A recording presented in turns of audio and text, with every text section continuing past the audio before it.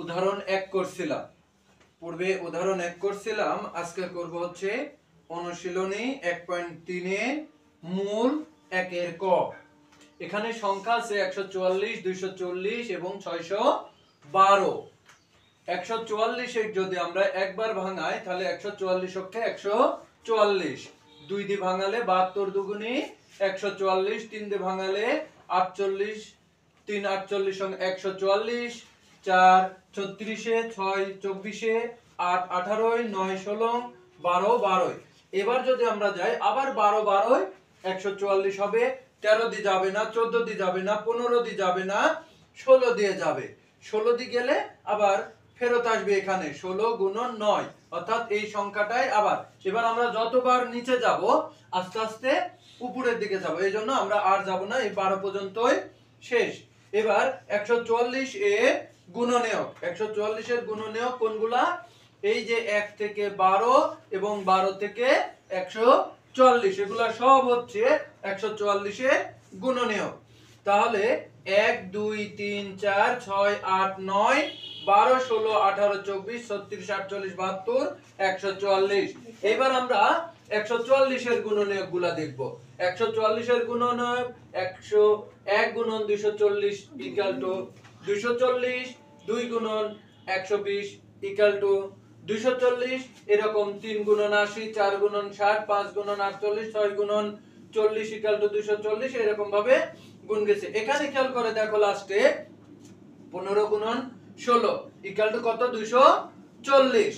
কিন্তু আমরা যদি এরপরে আরেকটা যাই তাহলে এই পাশে আসবে 16, এই পাশে আসবে 15, এটাই আবার কি আসলো? ফেরত আসলো। এই জন্য আমরা আর যাব না, এই পর্যন্তই শেষ। এবার লিখব হচ্ছে 240 এর গুণনীয়ক, এই পাশের গুলা আর এই পাশের গুলা, এই যে এখানে সবগুলা লেখা হয়েছে। কত? 1 2 3 4 5 6 8 10 12 15 16 20 24 30 40 48 60 80 120 এবং 240। এখানে দেখো কত? 612। একবার গেলে 612 কে 612, 2 গুণন 306 ইকুয়াল টু কত? 612। অনুরূপ ভাবে 3 দিয়ে 4 দিয়ে 6 দিয়ে 5 দিয়ে যায় না। 5 দিয়ে যখন আমরা 612 ভাগ 5 টিপব তখন দেখব যে পয়েন্ট আসছে। পয়েন্ট আসলে পরে এইটার ভাগফল, এটা গুণনীয়ক নয়। গুণনীয়ক হতে হলে পারে ওই সংখ্যার সাথে কি এমন একটি সংখ্যা আসবে যার কোনো পয়েন্ট বের হবে না। তাহলে 5 দিয়ে যায় না, 6 দিয়ে যায়। 7 দিয়ে 612 গুণন 7 দেখবো যে আসছে না, পয়েন্ট আসছে, এজন্য 7 দিয়ে যাব না। 8 দিয়েও এরকম পয়েন্ট আসবে, 9 দিয়েও পয়েন্ট 9 দিয়ে পয়েন্ট আসবে না। 9 দিয়ে কত? 68। তখন আমরা এটা লিখতে পারবো এরকম ভাবে 12 গুণন 51, 17 গুণন 36, 18 গুণন 34। এবার এরপরে আমি 19 দিয়ে যাব, যাবে না। 20 দিয়ে যাব, যাব না, যাবে না। 21 দিয়ে যাবে না, 22 দিয়ে যাবে না, 23 দিয়ে যাবে না, এরকম ভাবে 34 পর্যন্ত যাবে না। 34 আসবে, যখন 34 আসবে 34 এর সাথে 18 গুণ, তাহলে একই সংখ্যা ফেরত আসলে আর লেখা যাবে না।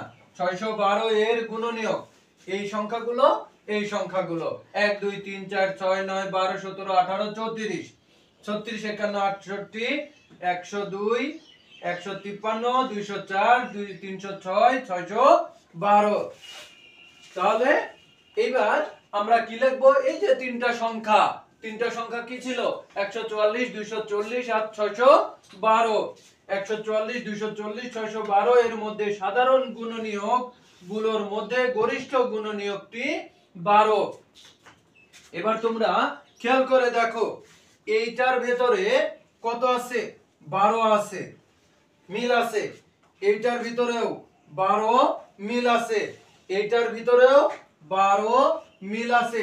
মিল থাকাটা সবচেয়ে বড়টা হচ্ছে 12, এজন্য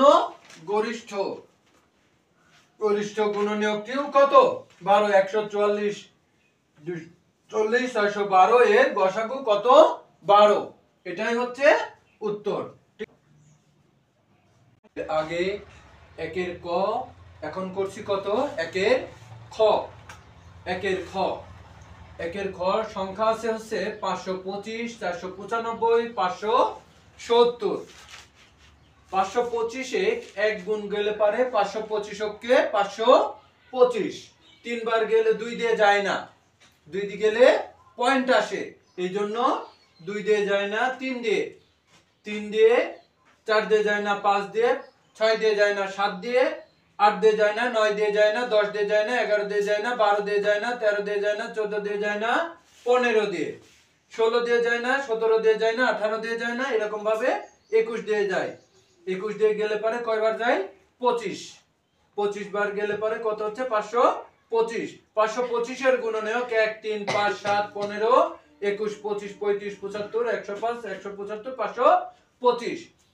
অনুরূপ ভাবে 495 একবার যায়, 3 বার যায়, 5 বার যায়, 9 বার যায়, 11 15 বার যায়, আর যায় না, একবারে 33 বার যায়, আবার ফেরত এটা আসে, এজন্য এটা আর যায় না। 495 এর গুণনীয়ক এখান থেকে এই পর্যন্ত সংখ্যাগুলো সাজানো হয়েছে। 570 অনুরূপ ভাবে 1। এইবার 570 এর গুণনীয়ক গুলো এখানে লেখা হয়েছে।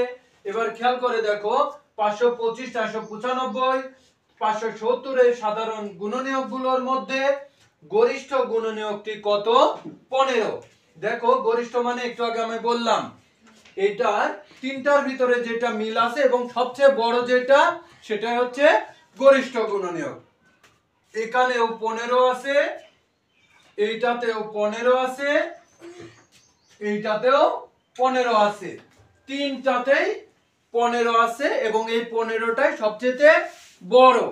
কিন্তু দেখো এটাতে 21 আছে, এটাতে 21 নাই, এইটাতে 25 আছে, এইটাতে 25 নাই, এইটাতে 75 আছে, এইটাতে নাই, মানে এই পরের গুলার আর কোনোটার সাথে কোনোটার মিল নাই। এই জন্য এটা কি হবে? এর গসাগু কত? 15। এটাই